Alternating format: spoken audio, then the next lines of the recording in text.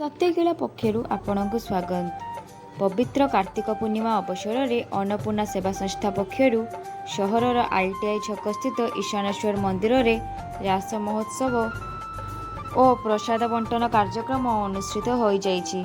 एने अन्नपूर्णा सेवा संस्थार आवाहक एडवोकेट सविता मिश्र अध्यक्षतार अनुष्ठित एक सभारे मुख्य अतिथि भावे सरकारी दल उप मुख्य सचेतक तथा रेमुणा विधायक बिंदु चंद्र दास जोग देइथिबा बेले अन्यतम अतिथि भावे राज्य महिला कमिशन अध्यक्षा शोभना महांती, मयूरभंज सीडीएम किशोर आचार्य, डॉक्टर ब्रजकिशोर गिरी, डॉक्टर पंकज कुमार जेना, संजीव कुमार नायक, इंजीनियर उपेंद्र बेहेरा प्रमुख जोग देइथिले।